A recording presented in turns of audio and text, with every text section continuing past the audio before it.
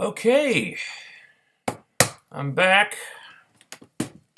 Live stream on Thursday went pretty well, I thought, so I guess I'm ready to get back to reviewing wrestling stuff. Uh, like with Thursday, I'm not going to be able to cover every single show that I missed, so I'm going to give a brief overview of the stuff that's been going on since I was sick, and then we can get into this past Tuesday's show. So yeah, we can. All right, we'll get into Impact, and then later on, and if you guys want to talk about anything else, we can do that. Let's see. All right, what was going on while I was sick? Okay, here we go. Looking at my notes here. Let me know in the chat room if you guys can hear me okay.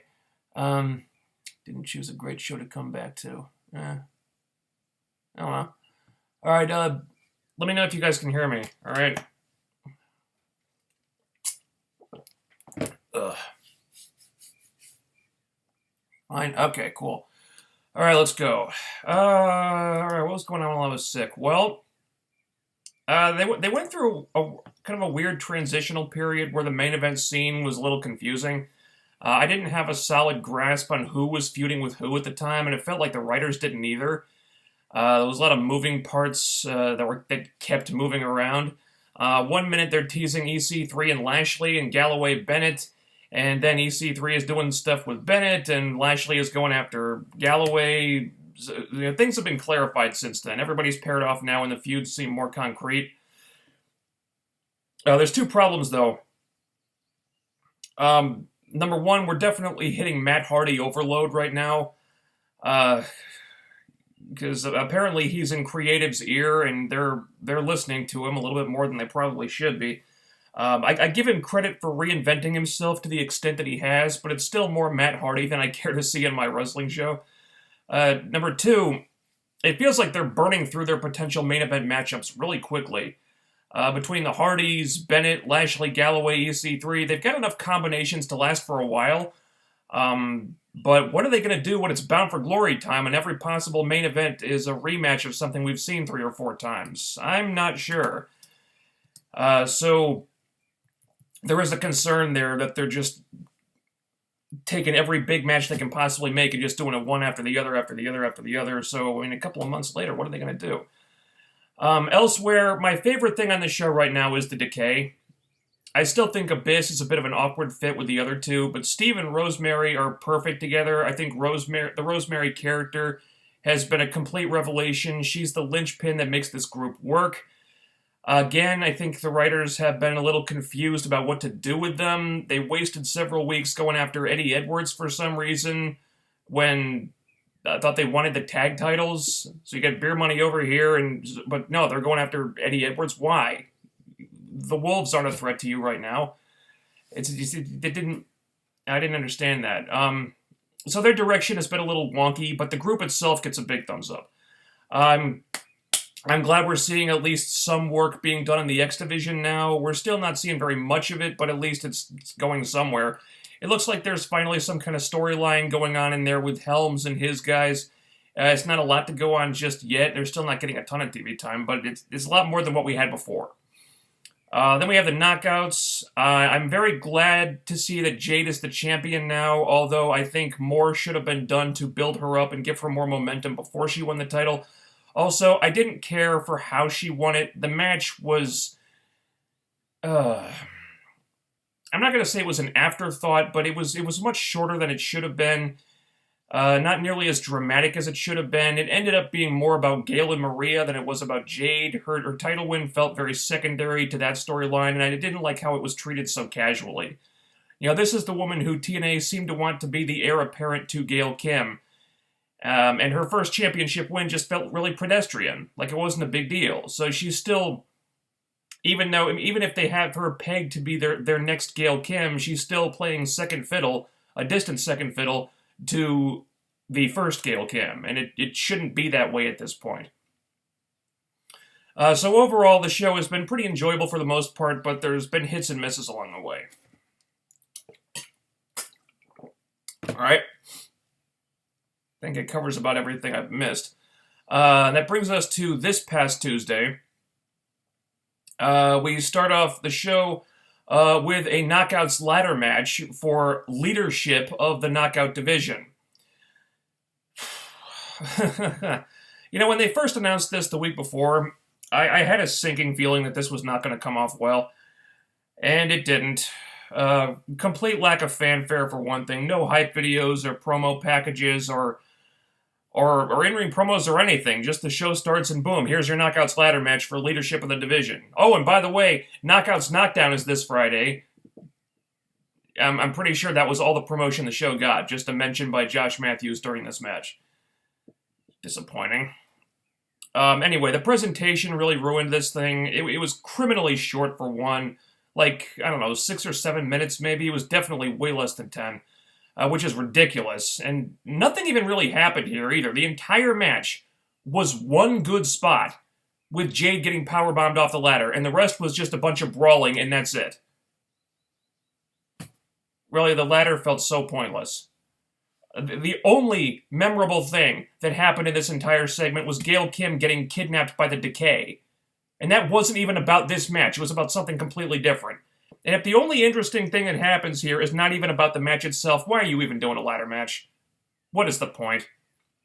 Why bother if you're not even going to give it the time or attention to make it worth doing? I don't know. So after a very underwhelming match, Maria wins. No surprise there. Totally predictable. So Maria is the Knockout authority figure now. I don't know why the Knockouts need an authority figure. We've done this twice before, and it's never led to anything good.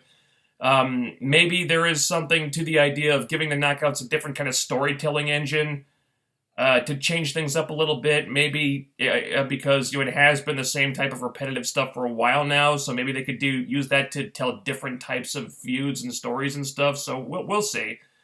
And maybe they finally figured out how to do this right. I don't know. But unless they find a way to do this that's more compelling than what they did with Karen Jarrett and Brooke Hogan, then I don't see what the point is beyond just giving Maria more to do. To be continued on that. Drew Galloway wants to fight Bobby Lashley. But I guess Lashley was in the bathroom or something, so Rockstar Spud comes out instead. You know what? Really nice to see Spud finally getting to do something. I was getting sick and tired of watching him just standing in the background while Matt Hardy talks. It's like, well, they turned him heel and they put him with Matt Hardy, but they didn't have any kind of a plan for him after that. Spud's one of your best performers on the show, and he should not be wasted like that. That's stupid. So I really liked the promo. It was fun how Spud was acting really cagey, like he was strung out on something.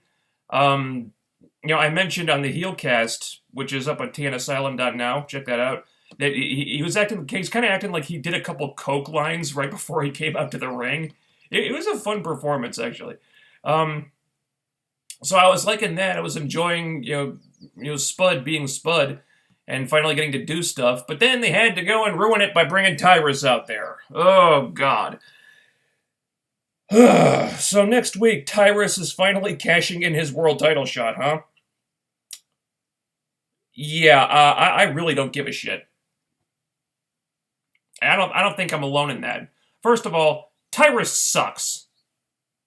He sucks, you guys. TNA, why do you not understand this? He sucks. He's not good. Stop doing things with him.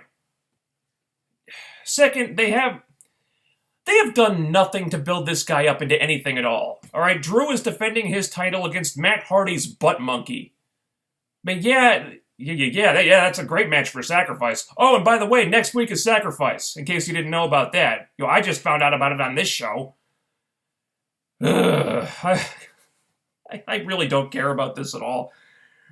I'm just glad that they're getting Tyrus' title shot out of the way so I don't have to think about it anymore. With any luck, this will do something to continue building up Drew for his big match with Lashley, which I presumably is going to happen at Slammiversary. I have no expectations for this beyond that. I just hope Drew can carry Tyrus to something that doesn't put me to sleep. Moving on. Hey, here's a shocker. We actually got an X Division match this week.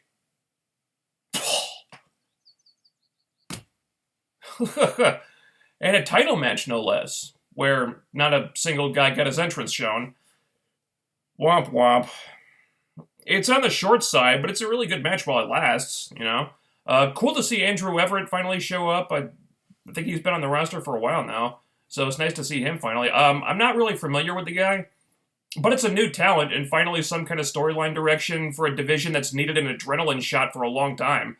A lot more work needs to be done here, like finding something for Mark Andrews to do, for example. But it's a start. We move on to Eric Young and Bram, and I really have to give special props to EY here. The guy is about to leave the company, but you wouldn't know it because he's really giving it his all in this promo here. You know, he's been jobbing out a lot recently, so the booking has kind of worked against him, but he still manages to generate a lot of heat here despite not having a leg to stand on. You know, no one can beat me. I'm a god, and, you know, this title's my proof. Dude, you've been losing matches to everybody for weeks, and you barely defended that title at all. But despite that, he still manages to get the crowd pretty worked up, so much so that they actually got behind Bram a little bit when he turned on Eric. Yeah, that's a good sign if the plan is for Eric to take the King of the Mountain title off EY before he leaves, and I imagine it is. So if this is really the end of Eric Young in this company, he's going out on a high note. I know a lot of people are not happy about EY leaving, but, you know, hats off to him for his professionalism. Because a lot of people in that position would not be putting in that kind of effort. Next. This might have been an EC3 promo. This segment was one of the big highlights of the show, really. Another really terrific exchange between these guys. You know, Bennett thinks he's gotten the best of EC3 and is kind of being a weasel about not wanting to fight him again, but EC3 shames him into it. Like, you're not the man you claim to be. You're not really the miracle. You're not really validated until you beat me for realsies, so fucking do it. So that's the big match for Sacrifice now, and if TNA are smart, that'll be the main event instead of the Tyrus match. I do have mixed feelings about them doing the match so soon, though. These two have fought a couple of times now, and there's never been a conclusive winner. I think that's been to this feud's credit. And I honestly wish they could hold off on giving us a conclusive winner because I really feel like there's so much more these guys could do to stretch this out just with the promos. Because, you know, something I think Bennett and EC3 are proving here is that they know how to sell people on a match and make a match feel meaningful and big and like something important without a lot of physicality. And in this era, that's a pretty rare thing. You know, when they fight, it's fine, but I'm a lot more riveted when they go back and forth with promos and just what they say to each other, like what they did here, because they've got the story. You know, EC3 was like the chosen one, this white knight, the prince of the kingdom or whatever, and then in comes this new guy and kind of triggers this downward spiral for EC3. And okay, you know they've got the story, it makes sense, their characters play off each other well, and it just the dynamic works. And I think they could easily prolong the blow-off match for another month or two and have it feel completely organic and interesting as long as they keep giving us promos like this. And I honestly think they could do that without having to touch at all. But, you know, they need a big match for Sacrifice, and I'm half hoping that we get another non-finish with that, because there's more they could do together to build this up and have it feel like an even bigger deal come Slammiversary. What do we have next? Oh, boy. Al Snow had a match with Mahabali Shera. And I'm pretty sure it got more time than the Knockouts ladder match, or at least it sure felt like it did. Why? Why are they doing this? Why is this a thing? Why is this still going on? Why is this even getting TV time? This should have been so simple. Al Snow breaks Grado's arm, you pin a medal on Al Snow's chest, and you call it a day. Feud finished. That's all this should have fucking been. And you know what? That's all I care to say about this. Al Snow can get over in Grado and Shera, but Eli Drake can't. Yeah, that makes a lot of fucking sense. And that brings us to my favorite part of the show. Now, these pre-tapes with the Decay holding Gail Kim hostage, yeah, they were a little bit hokey. I admit that. But you know what? That really didn't bother me. Because the presentation of this stuff was so good. I love how the Decay's pre-tapes are always filmed differently from everybody else's. And this was the same type of thing. You got different camera angles than you usually get. They're lit differently. The set decoration is cool with the candles on the ground and the cultish drawings and chalk on the floor and stuff. There was a lot of attention to detail there. And then there was the performances, or rather, the performance. Now, as much as we might, admire and respect Gail Kim for what she does in the ring, she's always been a wrestler, not a performer. She's trying here, but she's not exactly a natural with this type of stuff. And you could probably tell. But that didn't matter, because one thing that's instantly very clear is that Rosemary's acting chops are just ridiculous by comparison. She's right in her wheelhouse here. This is where she lives, and she's being all like creepy and sinister and stuff, and she's carrying these pre-tapes brilliantly. I want to see a feud between these two based just on these segments. That's how captivating Rosemary is. And this leads to the Decay, using Gail to draw out beer money. This part had a couple problems. This really would have worked better if they'd had some type of pre-established relationship between Gail and beer money to give them more of a reason to come out. I mean, she hasn't interacted with either of these guys in ages. So, them coming to her rescue just felt really random. And it's like, hey, Gail, you used to manage me in AMW like 10 years ago, so I'm going to help you out. Really? Nothing more recent? Has she done anything with these guys recently?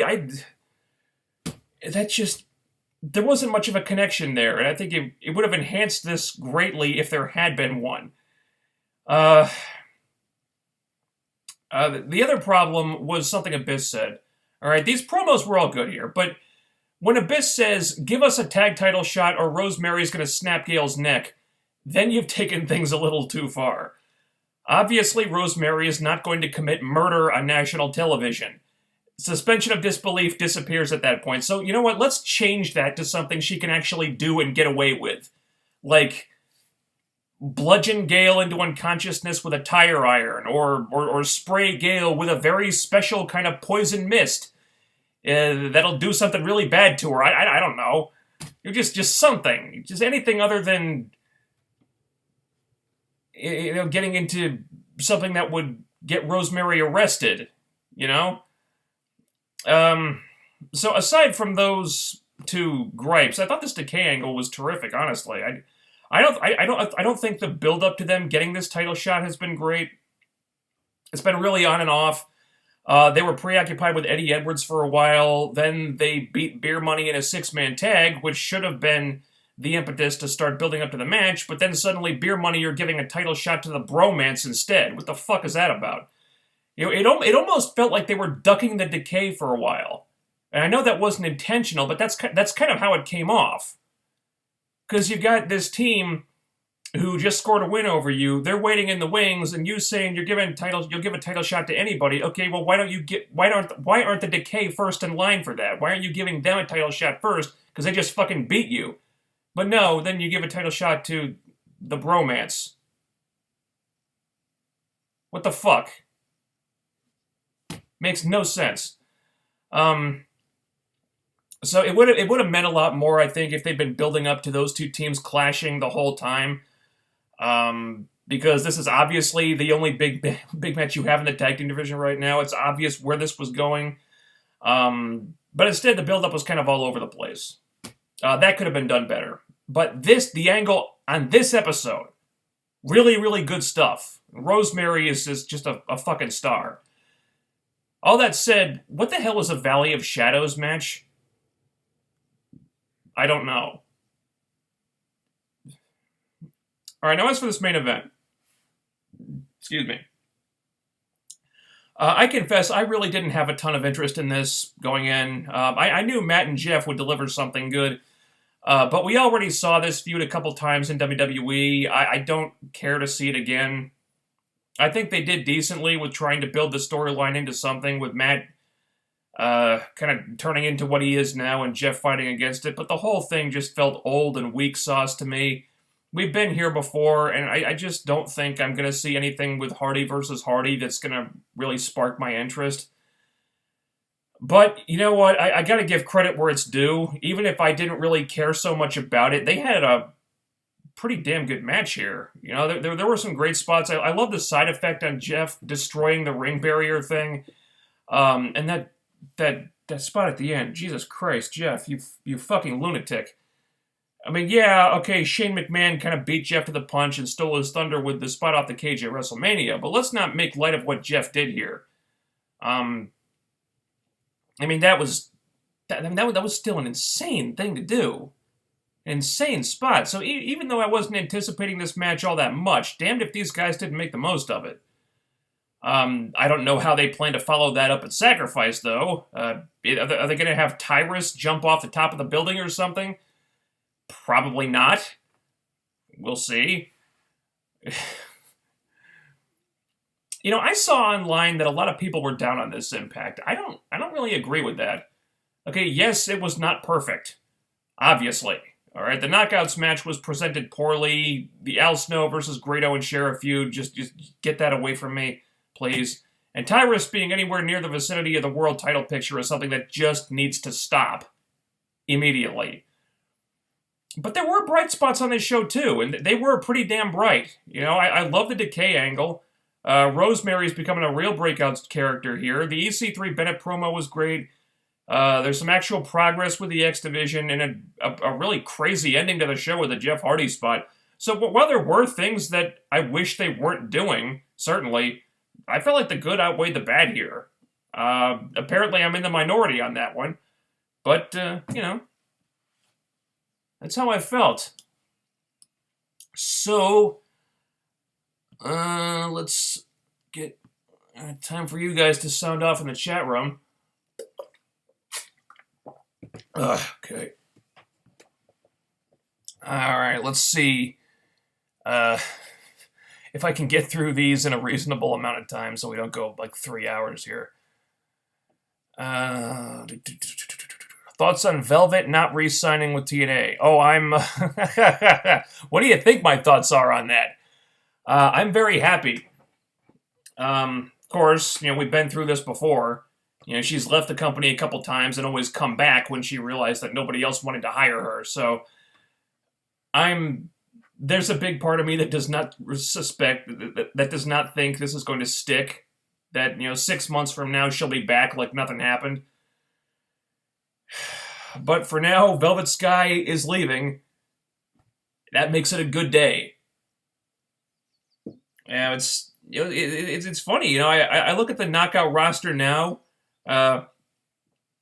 or rather, what it will be in a couple months once some new arrivals come in. You know, I'm getting into spoilers there, but you know, we got some new Knockouts coming in. I look at the roster of what it's going to be in a couple months, and I'm like, you know what? This is finally more like what I wanted it to be. Back when I was saying that, you know, a while back when I was saying, look, just drop a bomb on the division, keep like one or two of the current girls and get rid of everyone else and replace them with new ones. And it's kind of what they've done now.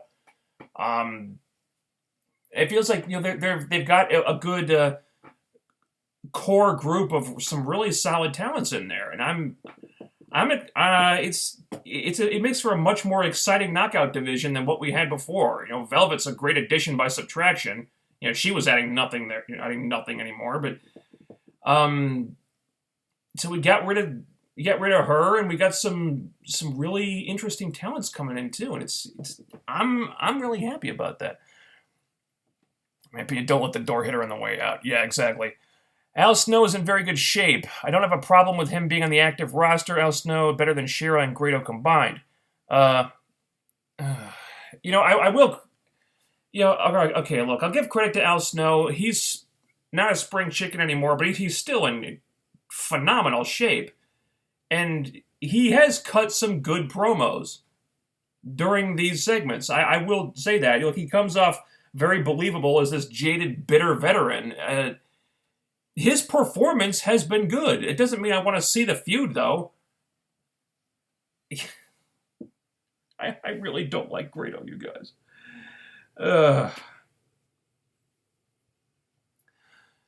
Okay, are you a fan of the band System of a Down? No.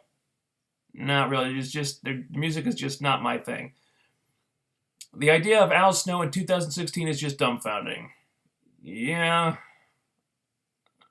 Yeah, not really not sure why this feud is happening.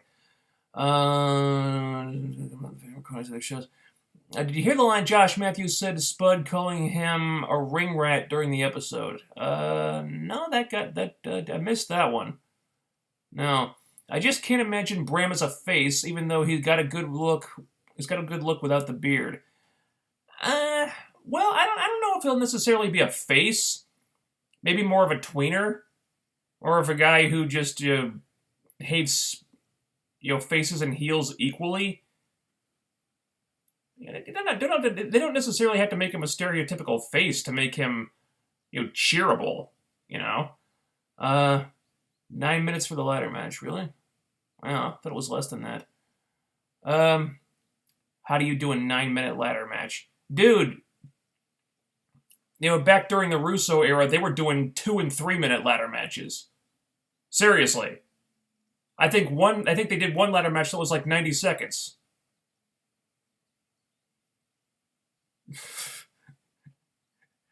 Nine minutes is still too short, but Jesus Christ. Maria did hit Velvet with a kendo stick before winning. Yeah, so?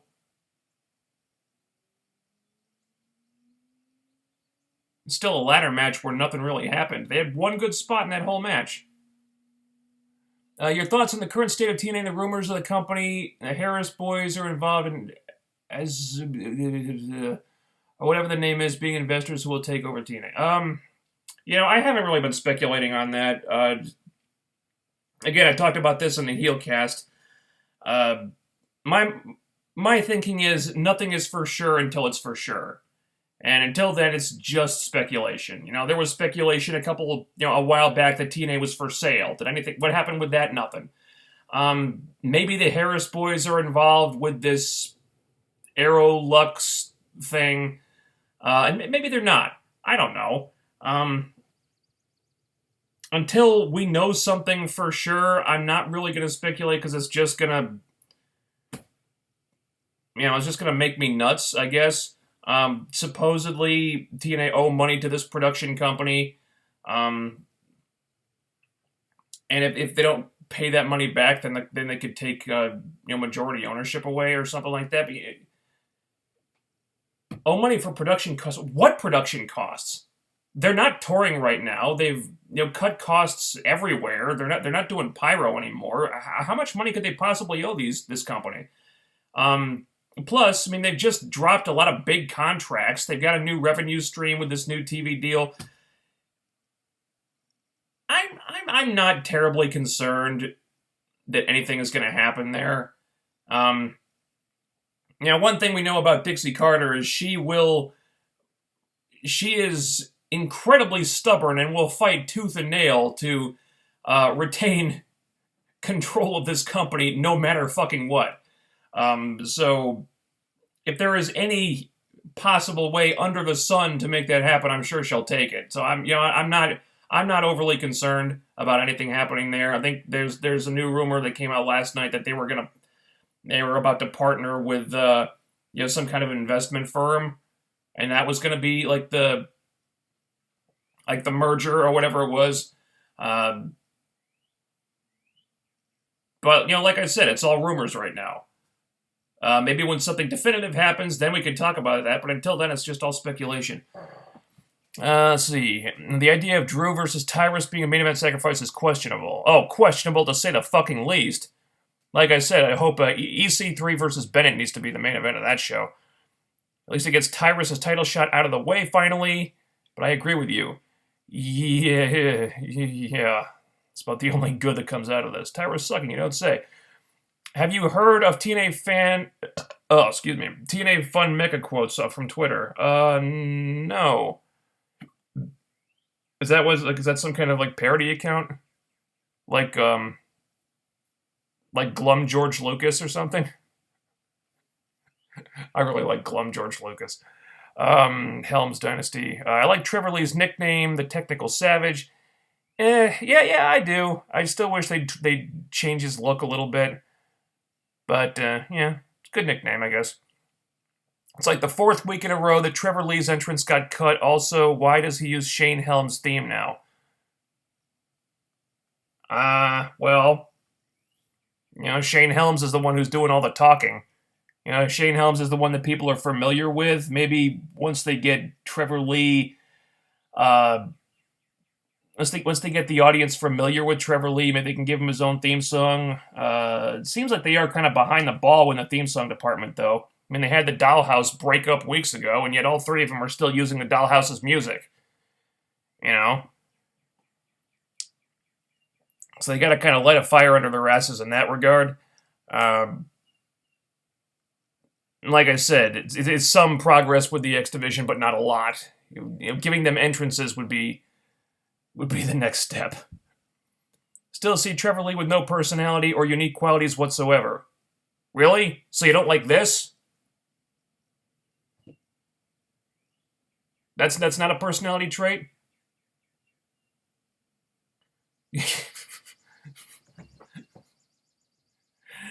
Ugh. Yeah, they really haven't done anything with his character yet, have they?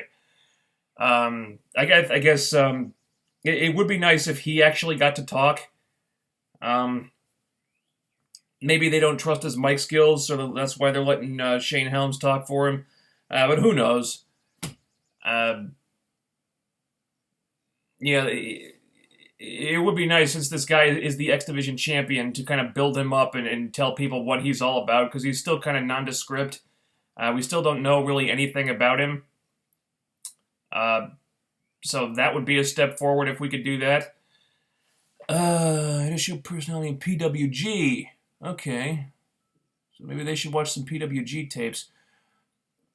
Or he does it, he just doesn't matter. I thought EY was solid wrestler, but he was never main event wrestler in my opinion. I think they, in this last run, I think they did a good job of building EY up into a guy that they could insert into a main event and have it make sense. I never really bought him as a world title contender, but as an occasional main eventer, I could buy that by now. Do you see Trevor Lee's 108-minute match? No, I didn't. 108 minutes, holy shit. Wow, that's impressive. Thoughts on the knockout division? I think we're making progress. I think presentation is still an issue, like the ladder match, which I talked about earlier. I think progress is being made on the roster. It's not perfect, but hey, we got Cherry Bomb coming in, and another girl who will be coming in actually before Cherry Bomb. Spoilers, in case you don't want to be spoiled. I won't say who it is. But I'm going to give him the benefit of the doubt on this Maria thing. I still don't. It still feels really unnecessary for the Knockouts to have an authority figure, but it could give them a way to tell different types of stories, which, let's face it, the Knockout division could really use. I do want them to stop having Jade play second fiddle to Gail Kim, because right now that is still happening. It's like, she's the champion, but where's all the focus? It's on Gail and Maria. Okay, well, Gail has recently said that she might want to retire in the next couple of years, so if there was ever a time where you should stop making her the focus of the division and start building up other people to replace her, i.e. Jade, it would be now. Okay, if you don't want Jade to be the sole focus, okay, but at least let her share the spotlight with Gail. That's going to be important. They have to prepare themselves for the day when Gail is no longer there, and it doesn't feel like it doesn't feel like their hearts are really in it just yet. But progress being made. The roster's improving. Velvet's leaving, which is great. But it's an ongoing process. Let's see. Would you watch the Justice League that comes out next year? Next year? Already? Jesus Christ. Yeah, I'll see it. I don't have a ton of confidence that they'll do it well, because Batman v Superman was kind of a cluttered mess of a movie. But I'll watch it, of course. Thoughts on Al Snow's promo before the match? Al is performing well, all things considered. I don't have an issue with his performance. I just wish the whole feud with Grado and Cheryl wasn't happening. Glad they're finally putting Andrew Everett on TV. He's a great high flyer. Okay, I'm not familiar with the guy, but I'll take your word for it. Rebel seems to do the hardcore well, while Lethal Lockdown in the latter matches is the best she has looked. Um, yeah, I about the Lethal Lockdown match, I said before the match, is like, really, we're putting Rebel in there? I said, look, Velvet shouldn't be in there, Rebel shouldn't be in there. I do kind of like Rebel, but I mean, she's so green. It's like, is she going to add anything? I thought she did fine in that match. It's not like they gave her a lot to do. They kept her involvement pretty simple, but hey, for what she had to do, she did fine. Um, I do think Rebel has kind of a limited shelf life because she got started so late. I don't know how much she's ever going. I don't know how much she's going to improve, but I think she has shown progress. In the time she's been wrestling here. I wouldn't. I probably wouldn't push her that much as a singles wrestler. Maybe not ever, but keep her involvement limited to small things and little things here and there. I think she can contribute something. I really don't remember what she did in the ladder match. Like I said, the ladder match, there just wasn't much going on there. There was one spot and a bunch of brawling, and that was it. Do you think Storm and Eddie Edwards should be a tag team for now? Possibly. I think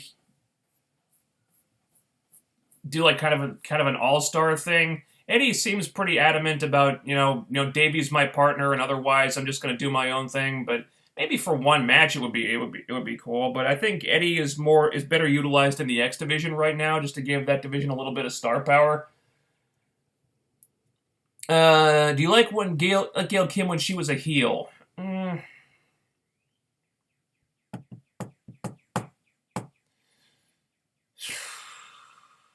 I don't know. Kind of neutral. I don't think I have any preferences about Gail Kim's character at this point. Because it usually just ends up being kind of the same thing with her. Like I said, she's more of a wrestler than a performer. I didn't have a problem with her when she was a heel, really. I think Storm versus Mike Bennett angle would be interesting. Oh, yeah. James Storm and Mike Bennett, that'd be good. I think, with Bobby Roode leaving, unfortunately, maybe they finally have a reason to kind of push James Storm into the main event, given that main event run that he's always deserved. I think Storm is too good to waste in the mid card, so put him in the mix. You could make some big matches with him, and who knows? Maybe finally give him that fucking world title reign he's deserved for forever. Valley of Shadows. What the hell is that? Dude, I don't know. I'm assuming it's just another term for Monsters Ball / hardcore match / no DQ match / whatever. Maybe, I don't know, maybe they'll add some kind of weird stipulation to it or something. I really don't know. Rosemary versus Gail Kim feud will be fantastic. Oh, hell yeah. Fun thing about that, you could do different things with that, because, a criticism I have of Gail Kim is that all her feuds really end up being kind of the same. You're my opponent this week, so I'm going to out-wrestle you, the end. That's your typical Gail Kim feud. With Rosemary, she's a completely different character from what Gail is used to dealing with. And we saw in this episode that Rosemary can get under Gail Kim's skin and get into her head and play mind games and stuff and make Gail lose her cool and lose her composure. And I think there's stuff you can do with that to do a different type of feud and have Gail be so rattled by this crazy bitch that she kind of loses her composure and she gets reckless, and that's how Rosemary, continues to get the better of her. And you could do an interesting feud with that. It's more psychological, which again is not playing into Gail Kim's strengths, but it's playing into Rosemary's strengths, and she can carry that stuff on her own easily. I think she proved that here. So I would very much like to see a feud between those two. And I was tweeting about this, how I'd like to see that during the show. Dave Lagana actually responded to me on Twitter, hinting that we might actually see that in the near future. So, fingers crossed. If Rosemary was on Lucha Underground, she would get away with it. Okay, this isn't Lucha Underground. Rosemary should be in every segment on Impact. By far the most interesting character in wrestling, in my opinion. I think she's certainly the most interesting character on this show right now. I think it's pretty impressive what she's done in a short time. I think I think they brought her in based on Crazy Steve's recommendation. I think Courtney Rush said this in an interview. It's like they were putting together ideas for the Decay, and they wanted a girl in there, and he put her name forward, and they brought her in. Probably didn't have many expectations for her beyond just being a manager for Steve and Abyss, and she's kind of, but they gave her a little bit of mic time, and she made the most of it, and they gave her a little more, and she took the ball and she ran with it, and her role has just gotten bigger and bigger. And again, I was tweeting about this, and I said I tweeted to Dixie Carter, "Look, push this woman, she's awesome." And Dixie responded to me again. He's saying that, yeah, Rosemary is really cool. So I think it's a safe bet that the people backstage are really impressed with her, and we should expect that her role will continue to grow. I think, yeah, I'd like to see her get involved in the knockout division soon. But yeah, it's impressive because I don't know if they had any expectations for her coming in, but she's kind of quietly become this big breakout character in a matter of months, and more often than not, I mean, she's somebody that people are always talking about after the show, and I think it's really impressive what she's done in such a short time. I think Rebel's specialty, where I noticed she's good in stipulation type matches like cage, ladder, etc. Okay, all right. Yeah, I liked her performance in the Lethal Lockdown match. Maybe it does make sense in a way with the Decay for being passed over for tag title shots. Other than that, it was weird and could have been done better. I'm so happy with the news of new people debuting at recent Impact tapings. I'm sad for Velvet leaving, though. Really? Oh, you're sad about Velvet leaving, huh? All right, to each their own. I like the Rosemary Gale stuff, but not a big fan of baby faces crying or yelling for help. I actually like that, because, I mean, how often do we see Gail Kim lose her cool like that? She's normally, look, TNA have a love affair with Gail Kim that will never die. We know that. She's always booked so strongly and, made out to be, like, so unstoppable and so powerful and what have you. I liked her being completely helpless and yelling for help, because how often do we see Gail in that position?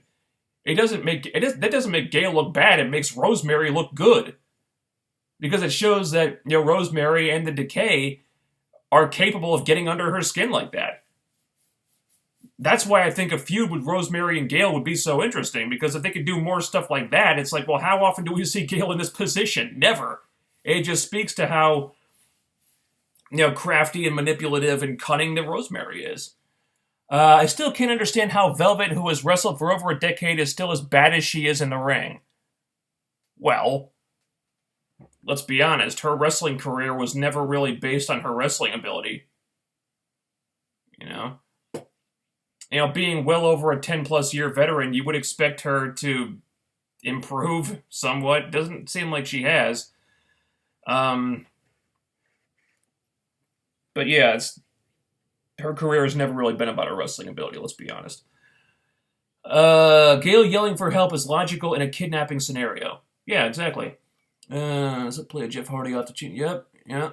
Rosemary definitely showed she is a future star. Definitely looks like Rosemary, Jade, Madison, and Gail are being booked as top girls. Madison, I don't know. I think the issue with Madison right now is her finding ways to make her character relevant again. Because she's one of those girls who've been around for so long that they've basically done everything. So, it's just finding new ways to reinvent her character. I think right now, she's got to work on that because it's 2016 and the focus is going to be shifting to the newer girls like Jade, Rosemary, and all those people. And of course, Gail is always going to be at the top of the division until the day she leaves. But yeah, there's nothing really wrong with Madison's performance. It's just, well, her character isn't terribly relevant right now. So that's something she's got to work on. See, I disagree on the match being good. The I Quit ending with the no finish is also stupid. No, I thought that was fine. They do this giant spot that pretty much kills both of them. It kind of gets you out of the finish in a satisfying way. No, I disagree with that. Whoa, holy shit. Wow.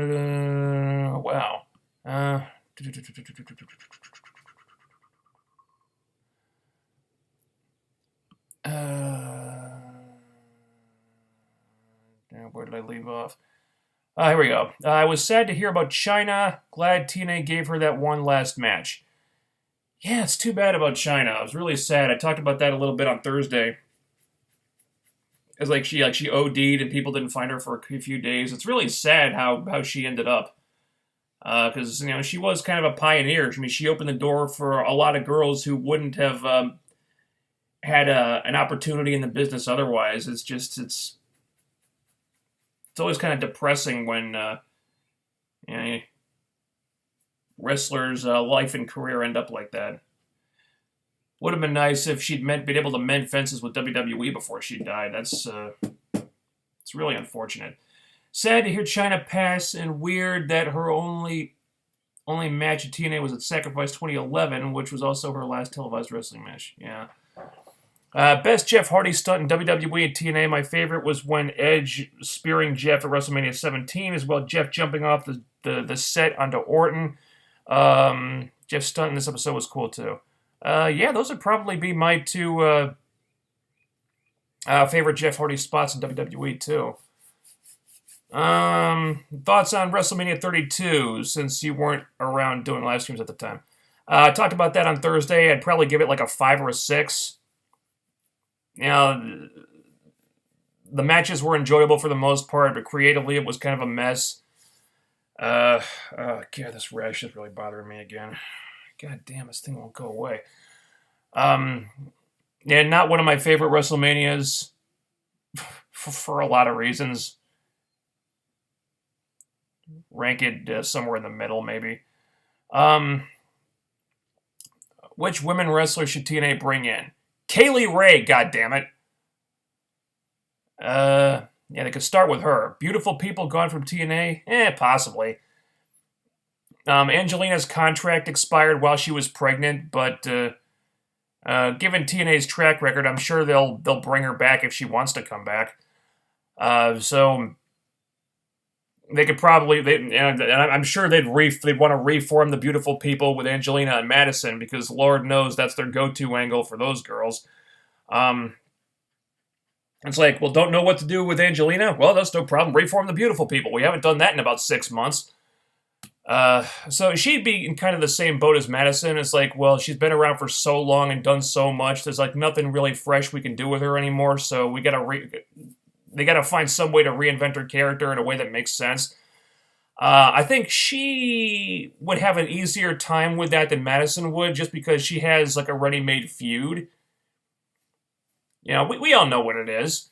It's like, well, Angelina comes back from her pregnancy. She walks out to the ring. She'd be like, okay, normally I don't like putting my personal business on television. I like to keep that private. But anyone who follows me on Twitter, anyone who saw the UK tour knows why I'm out here and knows that there's a bitch in the back that I got a big problem with right now. So Rosemary, bring your ass out here. So Rosemary comes out, they start fighting, and boom, there's your feud.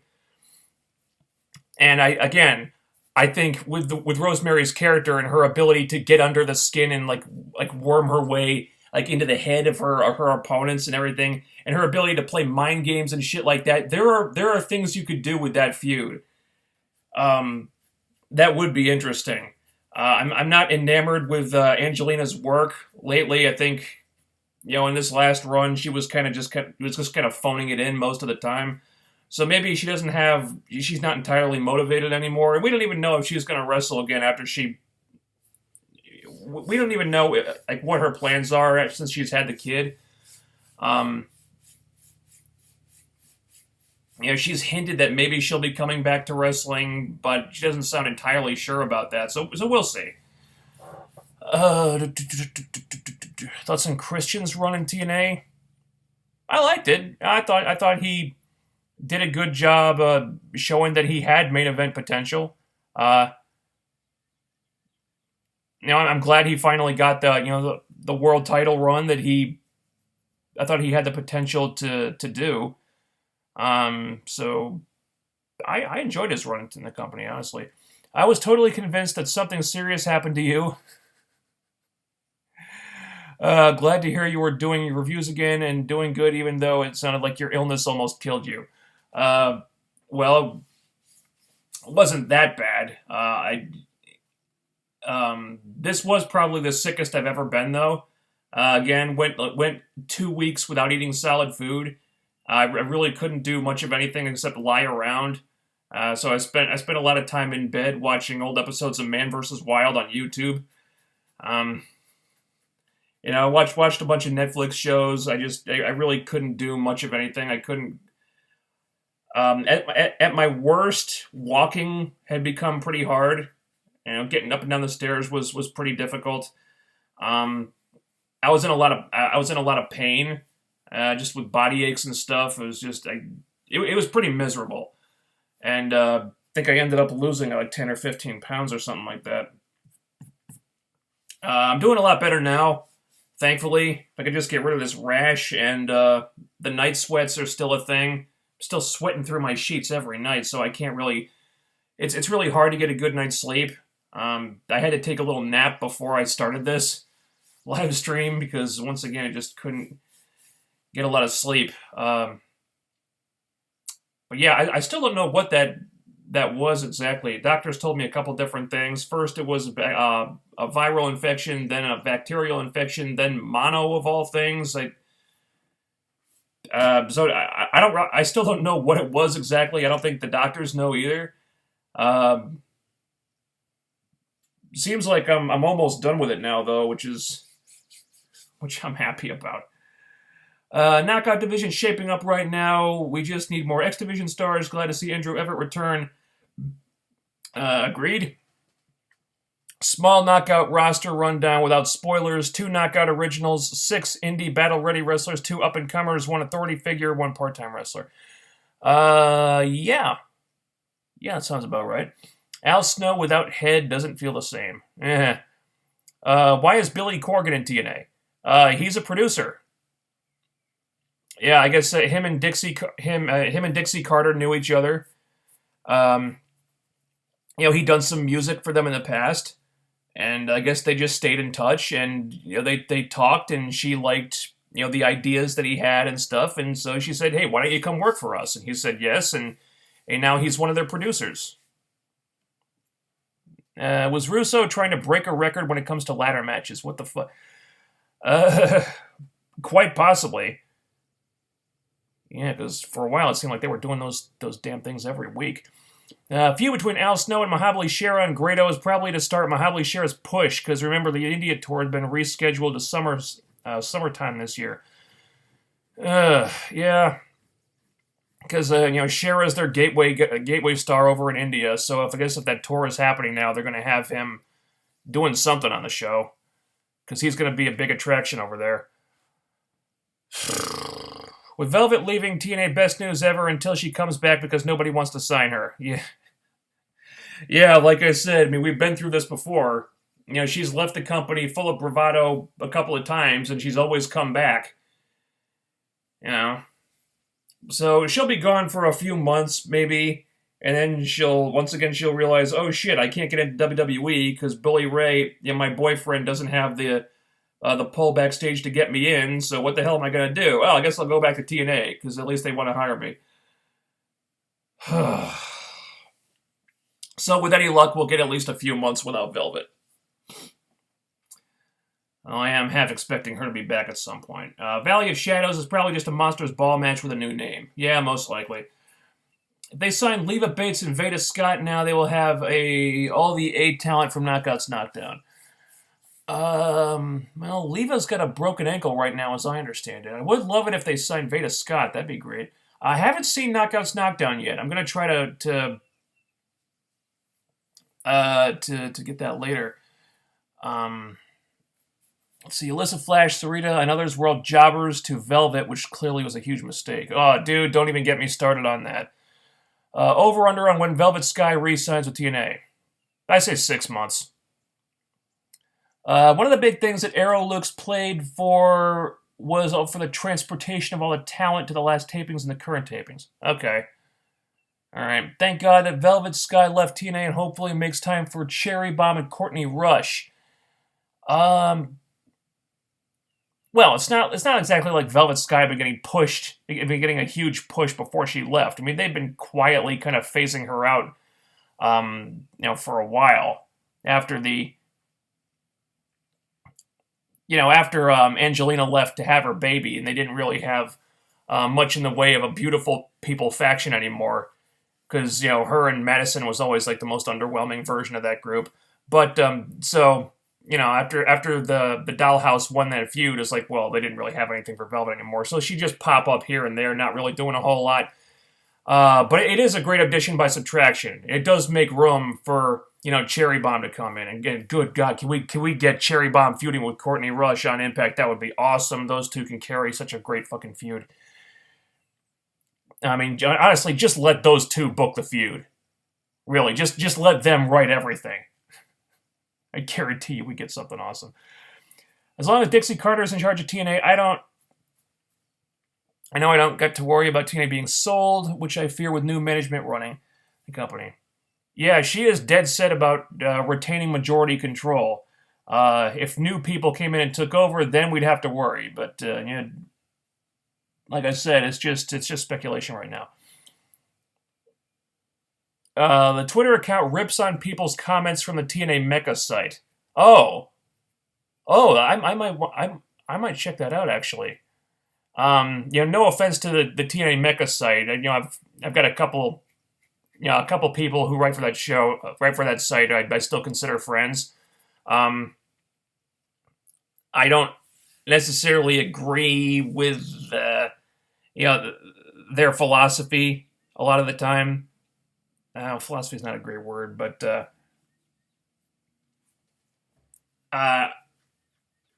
way I view wrestling, and I guess my particular brand of like brutal honesty and stuff doesn't really mesh with theirs. I think they take a kind of a more delicate approach to that stuff, and I guess I'm a little bit more in your face. So I don't really line up with what they like to do, but I do still consider a couple of those guys friends. So I bear that site no ill will. I kind of would like to check that Twitter handle out though. That sounds funny. Rosemary's eyelashes have more talent than Velvet Sky.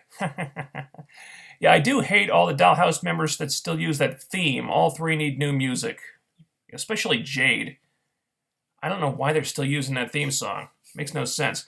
What are your thoughts on the death of Chyna and Prince? We kind of talked about Chyna.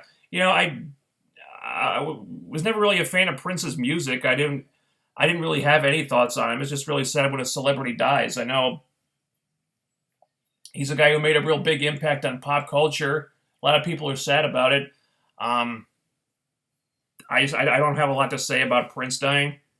It's just, really sad situation. Trevor Lee's persona on the indies is of a diva type that comes out to the music of Taylor Swift's Shake It Off. Really? I would not have guessed that at all. A diva type, really? Seriously? Well, that would be more personality than he's showing right now. I'm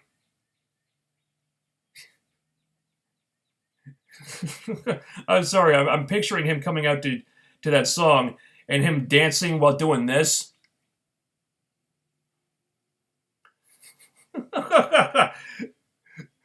I'm going to have that image stuck in my head now. By that I mean star of TNA that is too good for the indies. Okay. Was it just me, or did the WWE shit the bed with Mania 32? I had zero interest in watching Mania 32 except Shane versus Undertaker and Triple H versus Reigns. Well, it's not just you. Now, creative was a big fucking mess leading into that show. Of all the new talent TNA signed, who should be promoted the most? Promoted?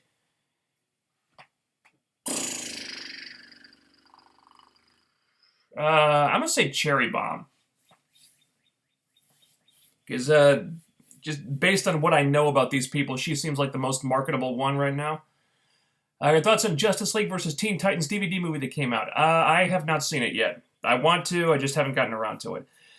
Gail clearly can't act, but Rosemary is amazing. Agreed. Gail's trying, but her wheelhouse is in the ring. Thankfully, Rosemary is charismatic enough to kind of cover for her. If Taryn and Brooke hadn't left, we would have had the best knockout division since 2009, maybe ever. Yeah, it really sucks that we lost those two. I guess Taryn decided that wrestling didn't work for her anymore, but I really wish they'd done more to keep Brooke. Oh, man, that still hurts. They're still trying to recover from that. I think I know why they have a feud with the Decay, Beer Money, and Gale. Is a connection to Gale used to be manager for AMW with Storm. Yeah, that was way, way, way back. That was like 10 years ago, though. I mean, I would want them to have a connection that's more recent. And if it went back to that, okay, mention it. Okay, yeah, Gale used to be James Storm's manager. Way back when. Okay, they didn't mention that. They just have the Decay threatening Gale, and then Beer Money come out, and we don't know why because there's no connection with Gale and Beer Money that's even remotely recent. It's just the whole thing that part just felt kind of awkward. You go back to the old way you did the reviews. Possibly. I kind of prefer it this way because it saves a lot of time. I like the way the old reviews came out, but they took a long time to make. As preparing all my notes and stuff, which would take a while, and then filming it, which would take up to an hour or more, depending on the length of the video, and then editing took a long time too. Here I can make some notes and I can shoot the video and then put it up there, and it's all really quick and easy. It just saves a lot of my time, and I don't have to spend all day making the video. I might go back to the old way at some point, but for now, I think I'm going to stick with this. Cena says WWE needs more blood and violence. Did he really? Well, probably wouldn't hurt. Of course, I never really thought the problem was the PG stuff. It's just, lack of creative thinking and just poor writing in general. I mean, you can do interesting stories and feuds and stuff with a PG rating. It doesn't have to handicap you. There's there's plenty of great movies and TV shows out there that are rated PG, and they don't let that rating handicap them in any way. Wonder Woman, which is also coming out next year, will probably be better than Justice League since Zack is not directing it. I think Patty Jenkins is directing it. You may have a point there. I think apparently it's going to be a prequel, take place during World War II or something like that. So something they'll have going for them is that they won't have to. It'll probably be pretty self-contained and won't have to set up a million different things. Like Batman v Superman was doing. So that'll probably work in its favor. And it can just focus on being a Wonder Woman movie and not that and 10 different things as well. So I'm looking forward to Wonder Woman. Tyrus can't wrestle for crap, and him in the main event versus Drew just doesn't sound right. Agreed? Thoughts on Balor losing the NXT title, possibly the Balor Club forming? Yeah, I guess Finn Balor lost the NXT title at a live event. I heard it was because the way I heard it was he got injured and they had to call an audible or something. Or maybe they just want to bring him up to the main roster. Who knows? Hopefully it's the latter. Because I don't like seeing people get injured. But again, I don't really follow NXT that much, so can't really talk about that much. Has anyone seen the interview with Del Rio on YouTube saying he was considering leaving WWE going to TNA? I would love to see Del Rio in TNA. TNA firing that fat Grado. I have not seen that. No, haven't seen that. What do you think will happen with AJ versus Reigns? I think. Boy, I think the Bullet Club is going to get involved. I think they're going to try to interfere on AJ's behalf, and AJ will object, and there will be some kind of argument between them, and then Reigns will use that to his advantage and beat AJ. Just going for the most uncreative ending to this thing I can think of. That's probably what they'll do. Okay, that's in China's death. Already went over that a couple times. Do you think the Decay need a new member? I wouldn't be against them swapping out Abyss for somebody else a little bit more appropriate. Maybe one more new guy for Steve to team with, and like move Abyss into kind of like not a bodyguard, but like maybe like the heavy guy outside the ring. But for the most part, no, I think they're okay the way they are. Thoughts on the women's match at WrestleMania 32? I'm glad they gave it more respect than any women's match they've had at WrestleMania in the last several years. I don't think Charlotte necessarily needed to win. I think I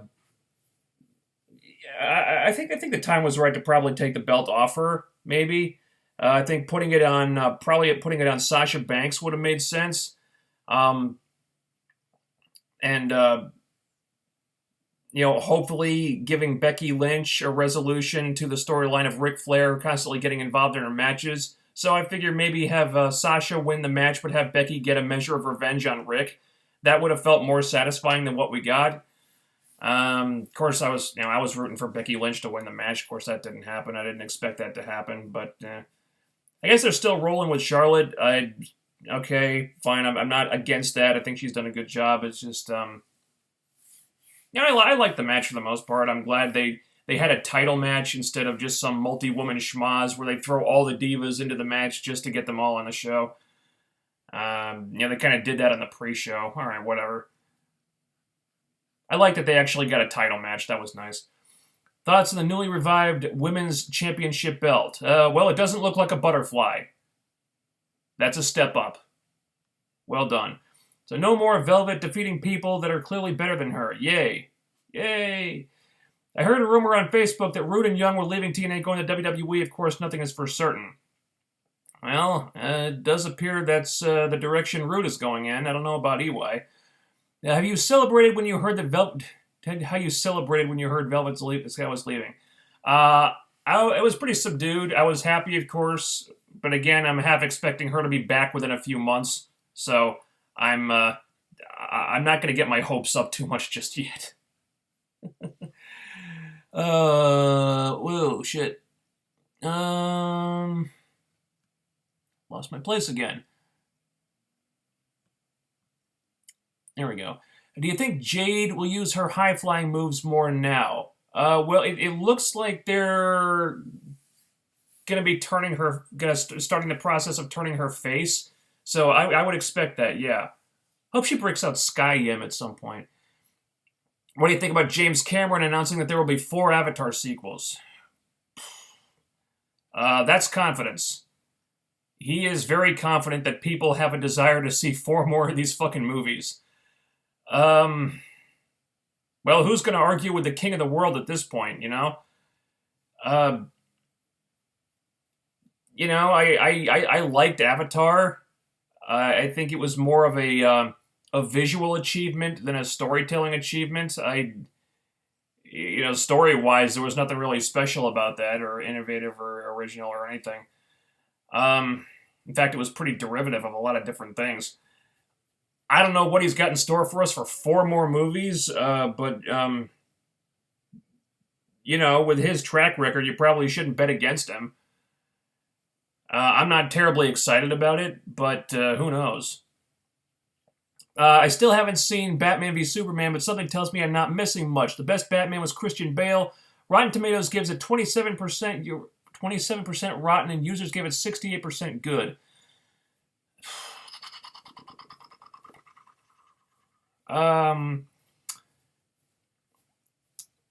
Yeah, that's. I think my opinion on Batman v Superman is that it's mixed. There are moments of brilliance in that movie, but it's got a lot of problems. It's just mainly is that they just tried to do way too much. If they just focused on Batman and Superman, they would have had a good movie. But they also focused on like 10 different things, and it's a very cluttered movie with bright spots here and there. It's worth seeing. It's not. It's not an awful movie. It's definitely worth seeing. It's that said, it's not really the movie I was hoping it would be either. Thoughts on Nikki Storm signing with WWE? Also, she debuted on NXT last night. God, it still pisses me off that TNA passed on her in British Boot Camp. God damn, what a fucking brain fart that was. They should have signed her to the Knockout division and put her on TV immediately. Their loss is WWE's gain. I love Nikki Storm. She's one of my favorite female performers. I think she's got boundless charisma. She's just wonderfully entertaining, super talented. Hey, if TNA didn't want her, I'm glad WWE got her because she's like she deserves to get rich. Because she's, like I said, she's one of the most talented female performers out there. And I'm happy that she's having the success that she's having. I just hope to God WWE don't ruin her. Notice that since Grado hasn't been on the show, it's been more enjoyable. Yeah, coincidence? No. Not a coincidence. Angelina and Madison are still at TNA, the same reason the Bellas are still at WWE, hint, hint. Actually, Angelina is not in TNA right now. No, her contract expired. If Angelina Love single, you're going to laugh after reading this, but would you cream pie Angelina Love? No. Now, honestly, Angelina kind of freaks me out physically. I'd be afraid to touch Angelina because I'd be afraid I'd break her. Why the hell is she so skinny? It's kind of scary to me. Dude, the girl needs to gain some fucking weight. Seriously. I do not find her attractive at all. I'll be your old class with a capital K. How many months till Velvet returns? I say 6. Open question. What do you feel can help TNA better sell their product to lesser known What do you feel can help TNA better sell their product to lesser known indie wrestlers? Like to help them build their career? Help them sell their product to indie wrestlers? Like, you mean like with talent scouting and stuff?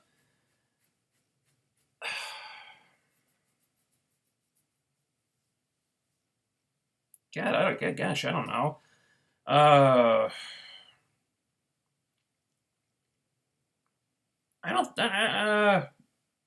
don't know. Offering more money, maybe.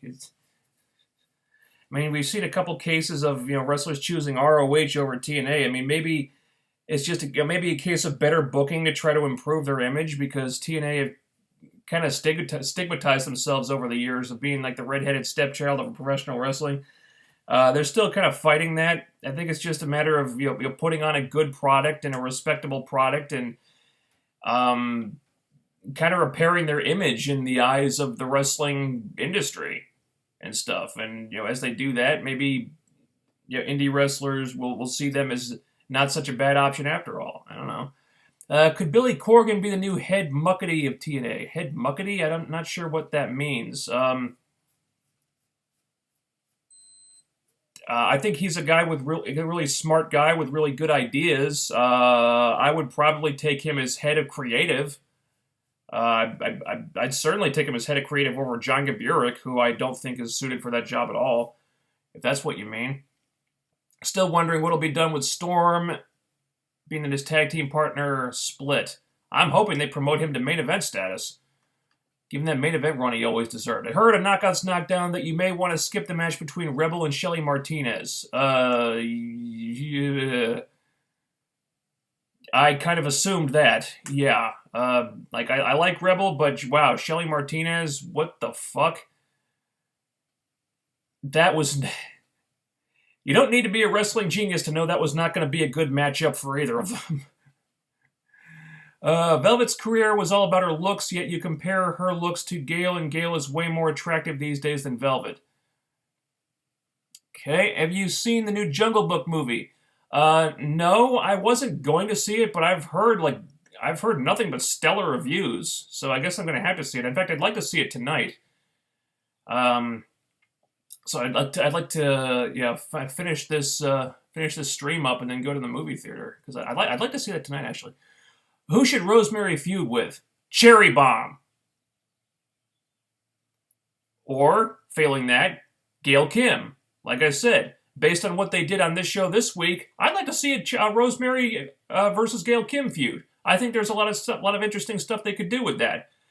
Otherwise, Cherry Bomb. I mean, for fuck's sake, Courtney Rush and Cherry Bomb had the best feud in women's wrestling, period, this year.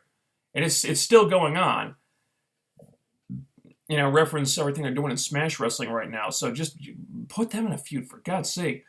I mean, Eva Marie and Velvet Sky, who is worse?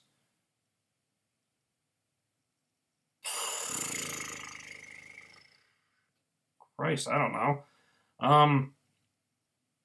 Velvet probably has more charisma. In terms of who's the better wrestler or the worst wrestler, Jesus. I don't know. I really haven't seen much of Eva Marie as a wrestler. Just what she's done, what she did on the main roster. Of course, she hasn't been on the main roster in a while. I guess she's on NXT now. I don't know what she's doing lately. Apparently, she's been training, so who knows? I guess she has a lot more room to improve, whereas Velvet is as good as she's ever going to be. And Velvet's not going to get any better at this point.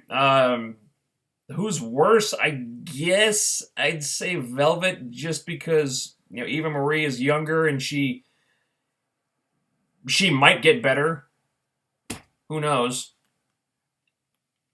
Which do you prefer? Which do you prefer, your illness for a few weeks ago or watching a Grado? Oh God. I'm going to say watching Grado, just not to say I like Grado or anything, but because I was pretty miserable a few weeks ago. Especially during the sore throat phase, where just every time I swallowed, it was like getting punched in the face, really. Every time I swallowed, I was absolutely miserable for 3, 4, 5 days there. It was awful. I couldn't sleep. I couldn't do anything. Basically, I was praying for death for a while there. It was just, I was miserable. So, yeah. What new storyline would you like to see TNA do? New storyline?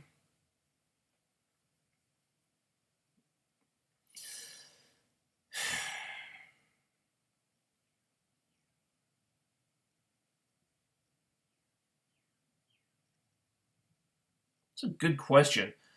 Kind of have to think about that.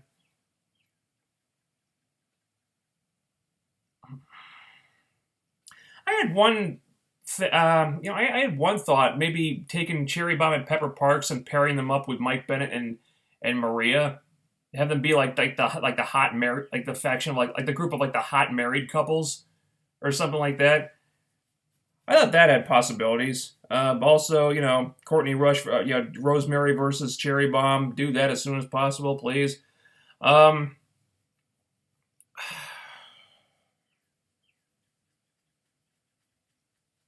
I think they might reach a point where they might have to turn the Decay babyface just because of the online uh, support they've been getting. They're kind of like the internet darlings right now, so that might be something they'd have to do at some point.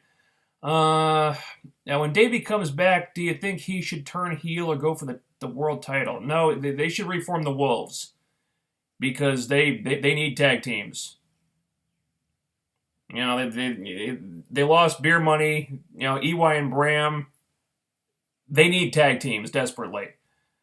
You know, so the Wolves are going to be very badly needed in that regard. Do you think it's a possibility for Taryn could return down the road, or if it's just a Hall of Fame spot?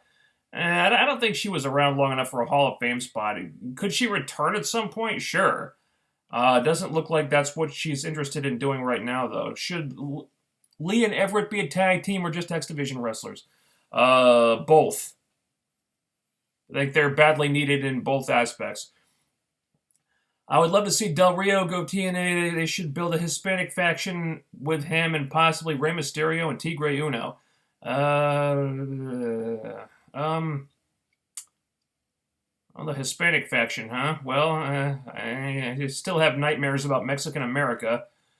Los Stereotypicos. Just, wow. Didn't Ray go to like AAA or something? Or is that somebody else? No, I think he's still with Lucha Underground. Of course, their future seems constantly tenuous, so who knows? People in the past insulted you when you did the suicide pills shtick in your old videos since it's a touchy subject. No, not really.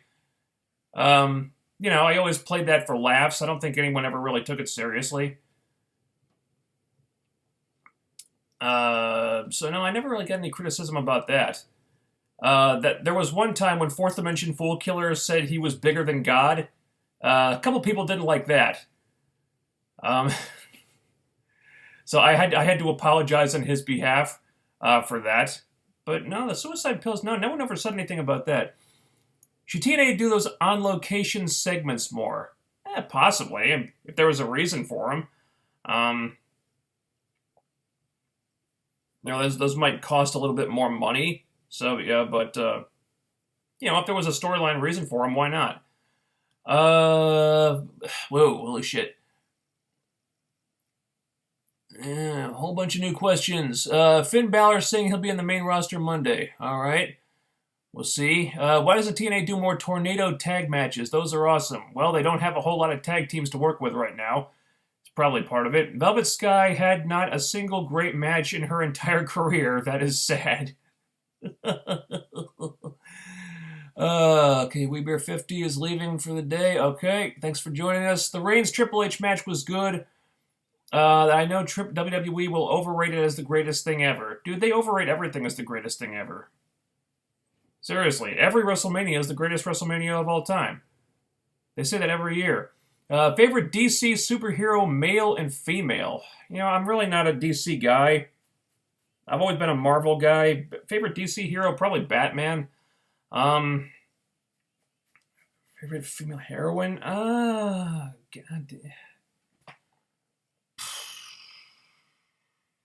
Maybe the Huntress, just because I like her costume. I'm not terribly familiar with her character. I always thought her costume was really cool. Do you think they will wait to do Rosemary versus Cherry? I hope not. I'd like to see that as soon as possible. I mean, why not? Why not capitalize on the buzz they've been getting online for their feud in Smash Wrestling? You know, I think it would be smart to kind of capitalize on that and just do it as soon as possible. Have Cherry come in and maybe just have Cherry jump out of the crowd and attack Rosemary and then fill in the blanks. Like, yeah, these two have a history on the indies that goes back years, and these two, they absolutely despise each other, and they can just kind of fill in their backstory, and then we're off and running. I don't think it would... I think it would... I'd love to see it, honestly. Should Asuka invade TNA and beat the crap out of Grado? I would love... Well, that would probably put her in breach of contract and get her fired from WWE. I would love to see that, though. If not, Asuka should the Decay go after Grado? The Decay go after Grado? Only if they could get over on him.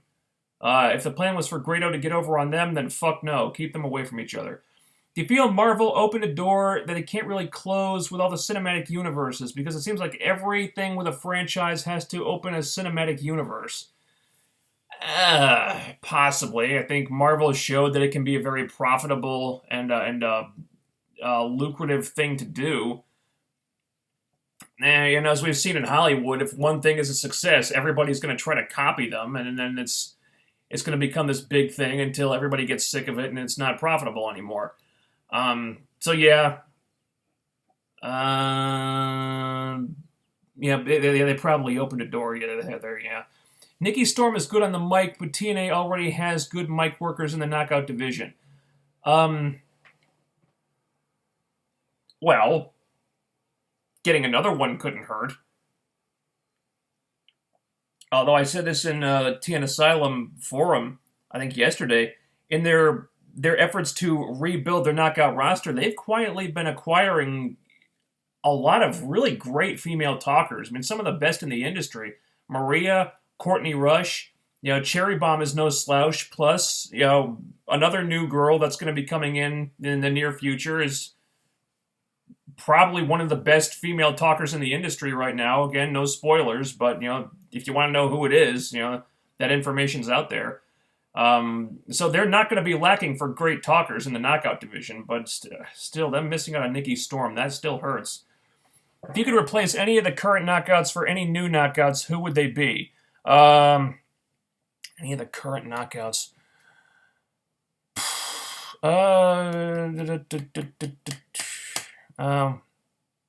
Who's a Knockout that's not doing anything?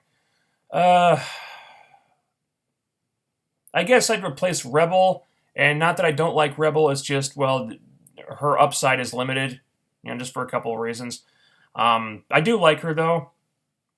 Not as much as I like the girl who I'd replace her with, which would be Kaylee Ray.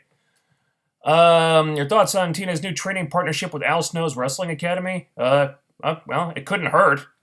I guess it gives them a gateway into a lot of the UK talent that's out there. I mean, there is some great UK talent, and if this helps them tap into that, how could that be a bad thing? Kaylee Ray, I think TNA should still try to sign if she isn't signed to any other company. I don't think she's signed to any other company. I haven't heard anything about that. God, it still pisses me off that they didn't sign her after British Boot Camp. God, what a fucking wasted opportunity that was. That was just fucking ludicrous. She should have won that season, goddammit. How far is the movie theater from your house? Depending on traffic, about a half-hour drive. Apparently, there is a plan to build a movie theater in my town, which would put a theater about 10 minutes away. But nothing seems to be happening on that building site, so who knows if that'll happen or not. I sent out a tweet to Jim Ross during his Q&A asking why Meltzer seems to hate TNA so much that he purposely makes up stories to ruin TNA's image in the public. Okay. Did you hear Jumanji is getting a reboot? I did, with The Rock and Kevin Hart. So they're probably going more for straight-up comedy with that one. Good luck to them, I guess. Following up the movie with Robin Williams, though, good luck to him. In an alternative universe, Taylor Wilde, Sarita, Roxy, Alyssa Flash, Ivelisse Velez, Brooke, Taryn would still be in TNA instead of the boring people. Wow, that would be one hell of a knockout roster, wouldn't it? Holy shit. In that scenario, doesn't it give AJ the right to tell Reigns off for not believing him in the first place if AJ got attacked, having Reigns take advantage? Potentially. Yeah, sure. Wouldn't the Rosemary Cherry feud in TNA be Rosemary as a heel and Cherry as a face? Well, yeah, it would, right now. But, I mean, they could always change up the face-heel dynamics. I mean, that's easy enough.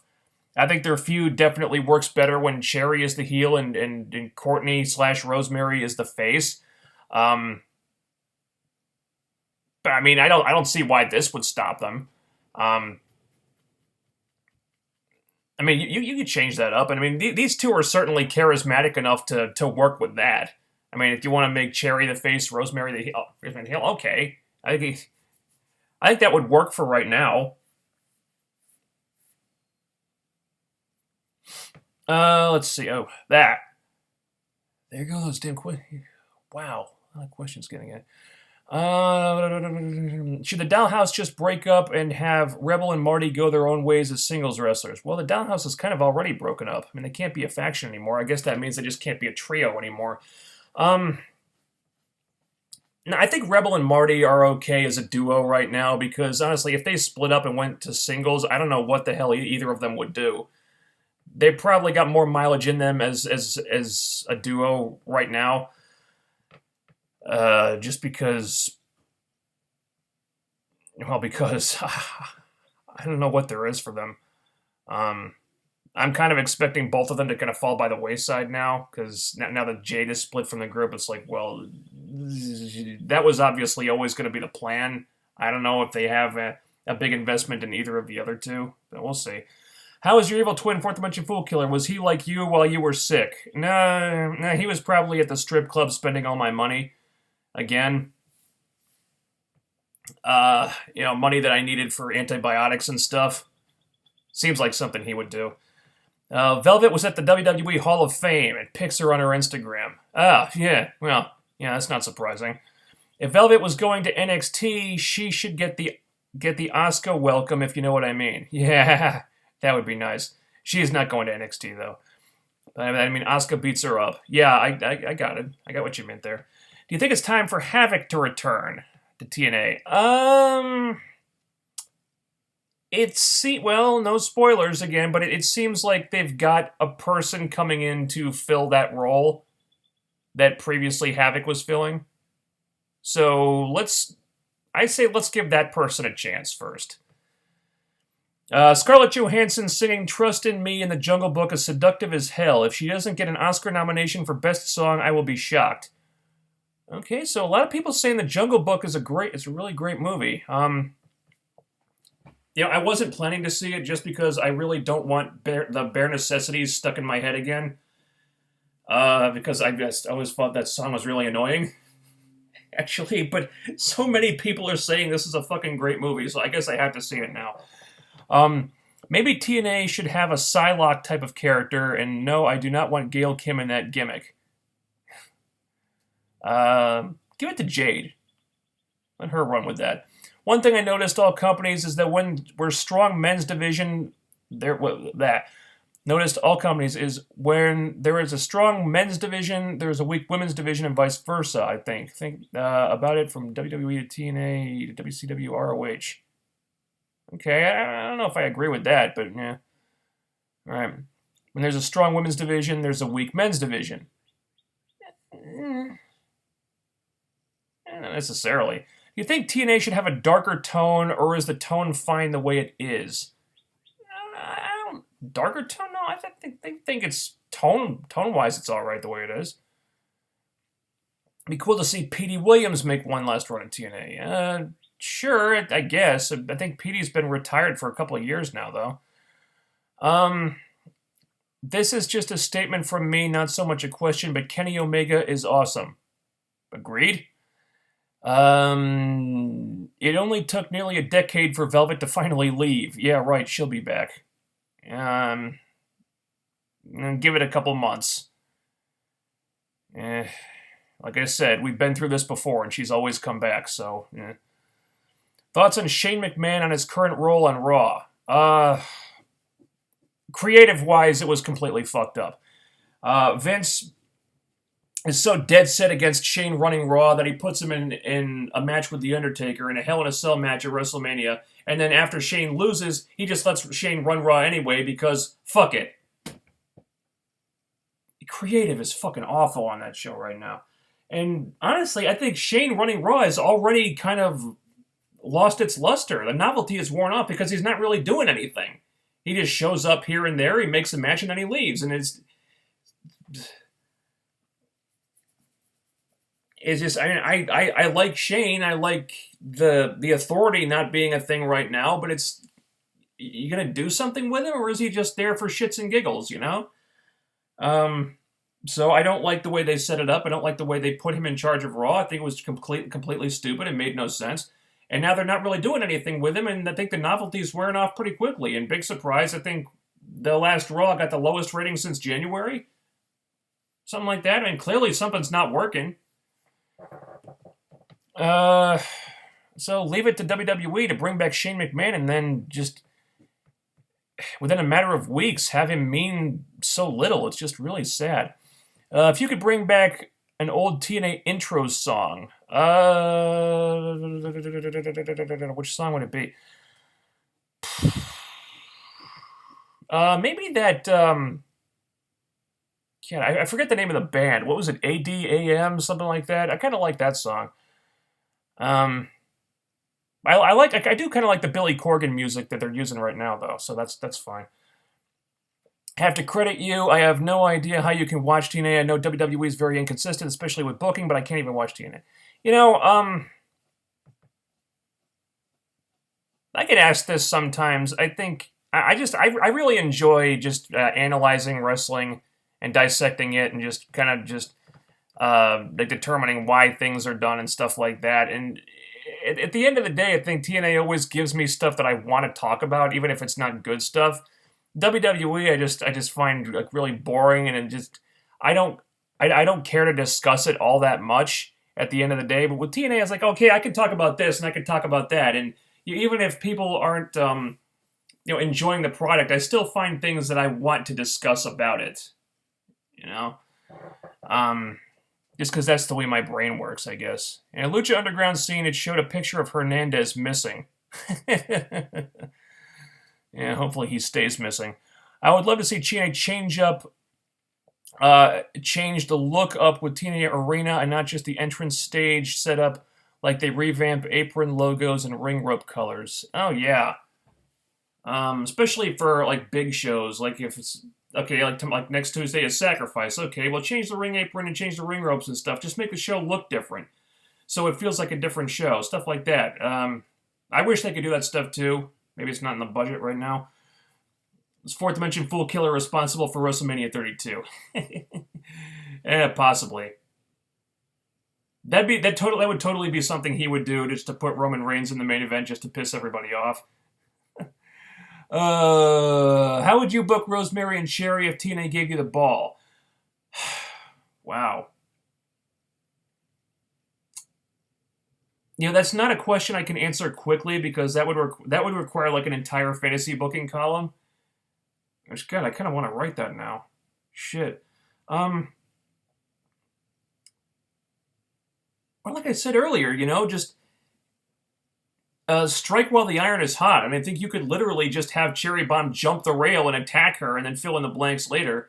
Or at the very least, when Cherry Bomb debuts, establish that there's some kind of pre-existing relationship there. Maybe have you don't maybe not have, if you don't want them to feud right away, at least show that there's a history. Show that these two know each other and there's a lot of bad blood there. I think it'd be a huge missed opportunity if they didn't do something like that. First match you watched as a kid. Favorite wrestler you liked as a kid. Okay, get your final questions and comments in now, because I'm going to put the cutoff point in there in a minute. Favorite match I watched first match I watched as a kid. Goddamn. I don't know if I had a favorite first match. I don't know if I remember my first match. I think one of my earliest memories watching wrestling was seeing The Undertaker debut in WWE. I think it was at Survivor Series. And I still remember the announcers going like, "Holy cow, look at the size of that guy," and something like that. So I think that was one of my earliest memories. I don't know. I honestly don't remember the first match I saw, but it was. That's one of my earliest memories of wrestling something. Favorite wrestler as a little kid was the Ultimate Warrior. I was never a Hulkamaniac. No, never a fan of Hulk. I always liked the Ultimate Warrior. I think part of it was just because of the face paint that I thought was cool. Um, later on it was Sting and Edge, and then it changed over time. But as a little kid, I was a big fan of the Ultimate Warrior. Um, wow. Oh boy. Okay. Okay. So I'm putting a cutoff point here. Then I'll answer these last couple of questions, and then we'll call it a night. Comes below and boom. All right.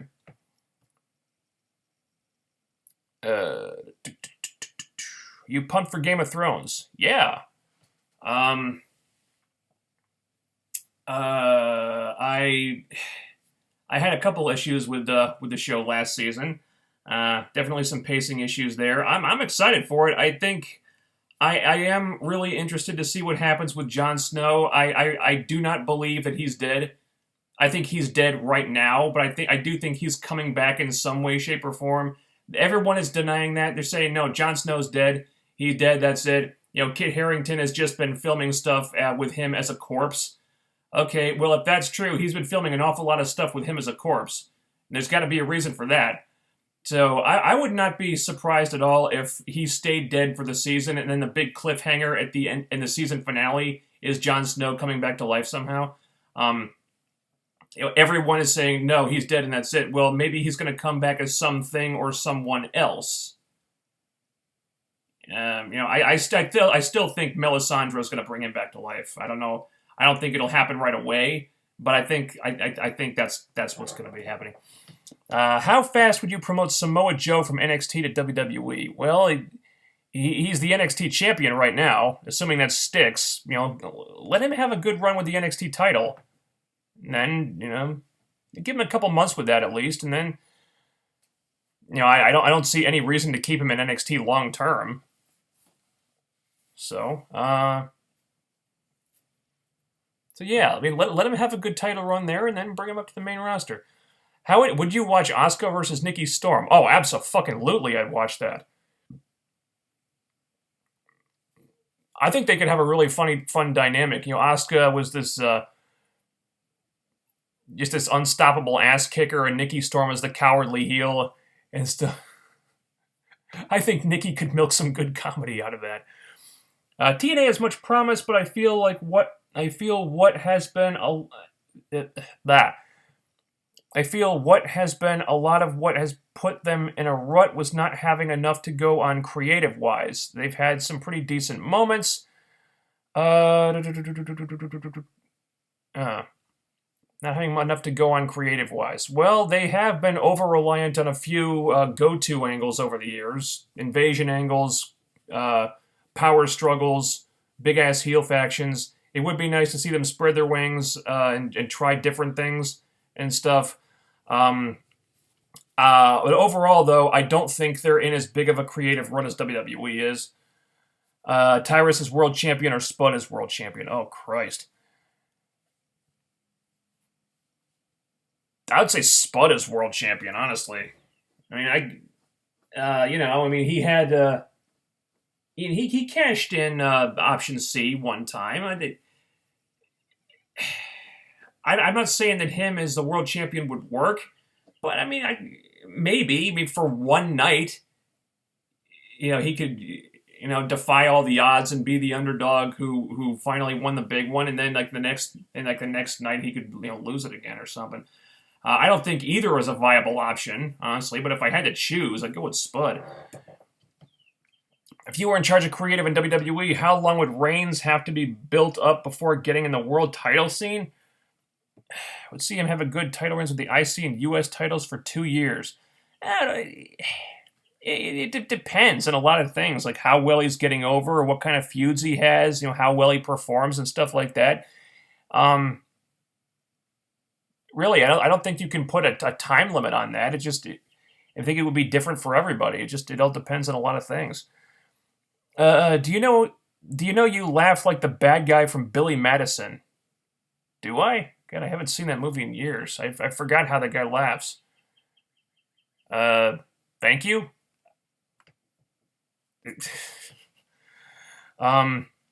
too many inconsistencies. Yeah, there are too many inconsistencies and not enough to hold them up.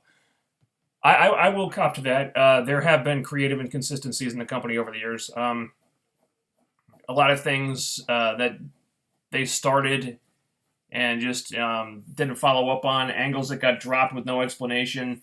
Who were the ninjas that kidnapped Samoa Joe in the parking lot? Never explained. Awesome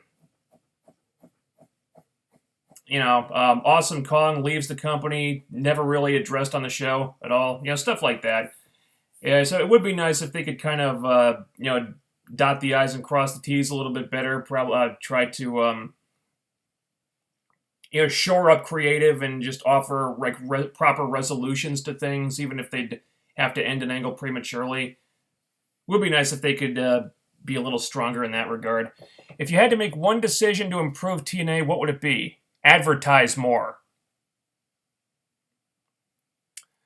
I would love to see. I would have loved to see TNA would gun that. I'd love to see TNA would have done China versus Kong last year while China was still alive. China versus Kong. I wouldn't. No, that would not be good. No, I would have no desire to see that. I think casual fans might like it just for the spectacle of it, but I do not think that would have been good. No. All right, let's get two more. Maybe it's just me, but I don't think the WWE World Title and the WWE Women's Title should look the same. I don't have a problem with it. Favorite match as a kid? I didn't really have favorite matches as a little kid. It's not the way my brain worked back then. I guess I just liked the characters more. That's why I kind of gravitated to the Ultimate Warrior.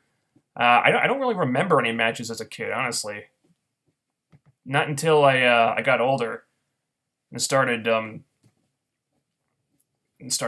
viewing differently. And that is going to do it. Good stream tonight, guys. I'm sorry I'm scratching all over the place. It's just this damn rash is really bothering me right now. Got to go put on another layer of Benadryl, I guess. So yeah, thanks for joining in. Good to be back. I think these last two streams went really well. I think I can get back to doing these weekly now, as long as I don't get sick again. Yeah, so thanks for tuning in. Same time, same place next week, and I guess I will talk to you guys on Thursday for the Comic Show Post Show, where I guess we can dive into everything I missed on Arrow. Oh, God, this is killing me. All right, I'm going to check out. Going to put on a whole bunch of Benadryl and stuff, and then I guess head out to the movie theater to see The Jungle Book. So thanks for tuning in once again. Good to be back, and I'll talk to you guys on Thursday. All right, later.